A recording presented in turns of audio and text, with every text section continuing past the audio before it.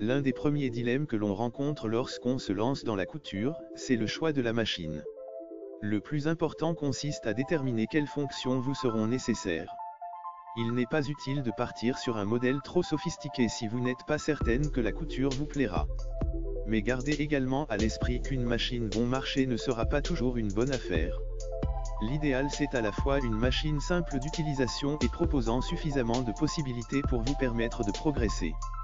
Pour bien choisir sa machine à coudre, il est important de prendre en compte ses désirs créatifs et le temps que l'on souhaite y consacrer, occasionnel ou régulier, reprise, habillement, décoration, patchwork, broderie ou encore le type de tissu que l'on souhaite travailler. Vos projets vous guideront dans le choix de votre machine à coudre. Quel que soit le budget que l'on souhaite investir ou l'usage que l'on attend de sa machine à coudre, elle doit proposer les points de couture de base, points droits, points zigzag et boutonnières, de préférence automatique en un temps, à défaut en 4 temps.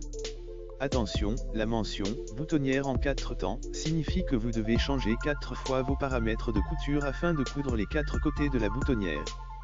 Sur une chemise, cela peut être fastidieux. Le point pour couture stretch, ou élastique, s'avère utile pour travailler les tissus extensibles comme le jersey par exemple.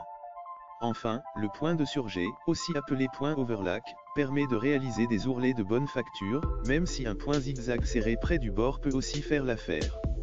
La machine à coudre doit proposer un minimum de pieds presseurs, ou pieds de biche, 4 dans l'idéal, un classique, un pour les fermetures éclairs, un pour les boutonnières et éventuellement un pose-bouton, pour cadrer les boutons.